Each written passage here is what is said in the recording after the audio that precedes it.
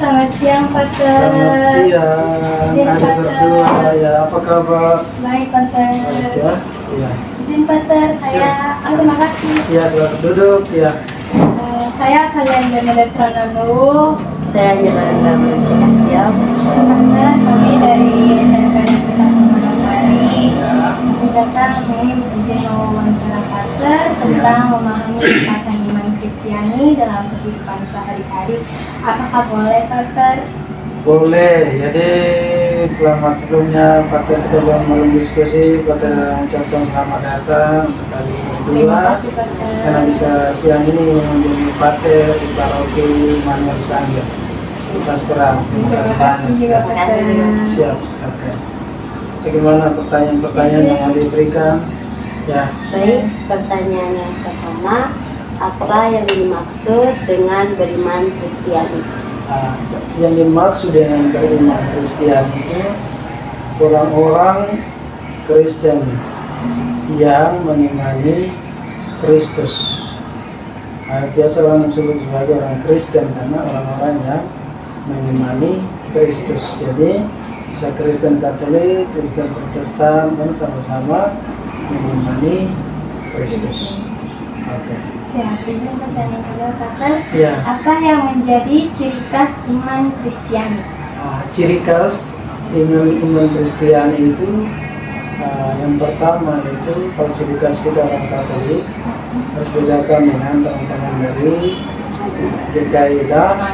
Bedakannya apa? Kalau ciri khasnya harus menandai diri kita dengan tanda salib, tanda kemenangan Kristus. Dan ciri khas orang Kristiani juga itu hukum kasih, cinta kasih, tak? Jadi, oke. Poin berikut. Siap nambah yang ya, bagaimana seorang dinyatakan sungguh-sungguh beriman Kristiani? Seorang itu dikatakan sungguh-sungguh beriman Kristiani itu dia sungguh-sungguh menjalani ajaran-ajaran Kristus, ya? Menghidupi hukum-hukum Kristus, hukum cinta kasih, menghidupi 10 perintah Allah, 5 perintah gereja di dalam kehidupannya, sehingga dia itu sungguh-sungguh dikatakan orang ini orang Kristen atau orang Katolik. Dia betul-betul saleh hidupnya, takut akan Tuhan. Izin Pater, pertanyaan nomor 4. Ya. Apa makna kasih dalam ajaran Kristiani? Makna kasih dalam ajaran Kristiani, tentu kita sama-sama ketahui bahwa keutamaan Kristiani itu iman, harapan, dan kasih. Dari ketiga ini yang utama adalah kasih. Maka hidup seorang Kristen itu bermakna bila dia menghidupi ajaran kasih itu di dalam kehidupannya, baik itu bersama orang tua, baik itu bersama teman-teman di sekolah, di mana saja dia berada, dia harus mewartakan atau menghidupi nilai-nilai kasih itu di dalam kehidupan realnya, kehidupan nyata di dalam setiap perjalanan hidupnya. Oke. Pertanyaan berikutnya, apa peran iman dalam membentuk karakter dan sikap seorang Kristiani?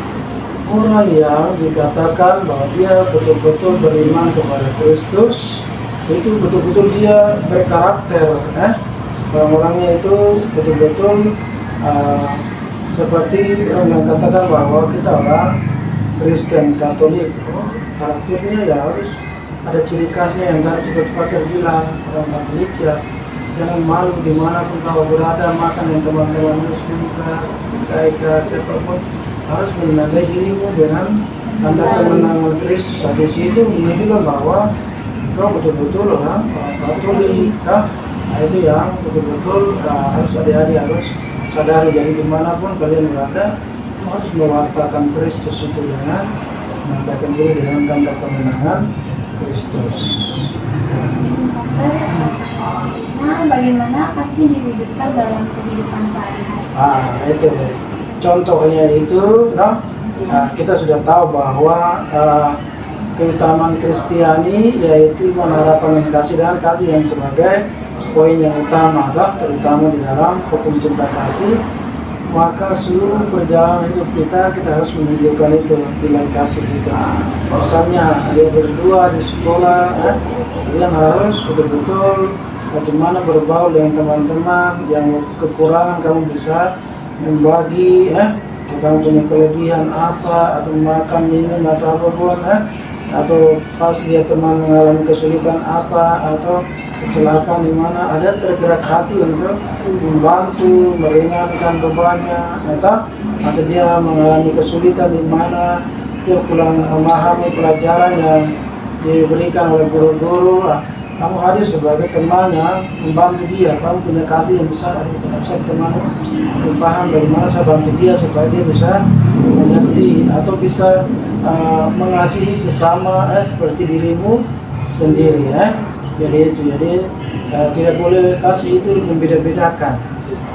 Tidak boleh lihat ini yang Papua, ini yang pendatang, atau ini dia Katolik, dia Islam. Tidak, kasih itu mana merata manapun kamu berada. Baik, pertanyaan selanjutnya, apa saja tantangan yang dihadapi dalam menerapkan kasih dalam kehidupan sehari-hari? Tantangannya itu kembali pada setiap pribadi kita. Kita sudah tahu bahwa Yesus sudah mengajarkan hukum kasih sebagai yang utama, tetapi kita kembali pada ego pribadi kita. Kita tidak terbuka, tidak tergerak hati, berarti kita kembali pada diri kita. Kita masih mengutamakan diri kita tidak bisa tergerak untuk cepat meringankan tangan untuk membantu tetap dengan teman atau siapa yang ini. Kalau kita masih pikir harusnya kasihan saya bagaimana, saya kalau ini saya punya uang 2.000, tapi mau kasih ini teman dia 1.000, saya bisa pikir nanti sebentar saya haus nanti bagaimana. Itu berarti itu tantangannya hari kembali pada diri kita malah. Sekarang kita masuk nomor berapa sekarang? Nomor 8, Pastor. Oke, coba nomor 8 pertanyaannya bagaimana? Apa peran sakramen Ekaristi dalam memperkuat kasih antara umat? Itu tadi Pater bilang, Ekaristi itu menyatukan, sebagai penyatuan antara orang-orang yang percaya pada Kristus, yang menerima tubuh dan darah Kristus. Ketika umat atau kita semua sebagai anak-anak Tuhan, ketika menerima tubuh dan darah Kristus, kita bersatukan. Jadi tidak ada tubuh masing-masing, dari sakramen yang sama, yang tubuh Tuhan itu diterima oleh dari kecil sampai besar. Itu menunjukkan kesatuan umat Katolik. Katolik. Selanjutnya tadi bagaimana pertanyaannya? Tadi pertanyaannya, apa peran sakramen Ekaristi dalam memperkuat kasih antara umat? Itu ketika mempersatukan itu, ketika kita sudah bersatu menerima kekuatan dari Tuhan melalui di dalam tubuh dan darahnya, kita disatukan dan dikuatkan untuk menghidupi tadi nilai kasih itu di dalam kehidupan kita, karena Tuhan mengasihi kita itu lebih dari ciptaan yang lain. Tuhan menciptakan kita itu secitra dan serupa segambar dengan Dia sendiri, sebagai sumber hidup kita. Terima kasih banyak, Pater, atas waktu dan kesempatan bagi kami untuk mewawancarai Pater. Terima kasih juga adik berdua.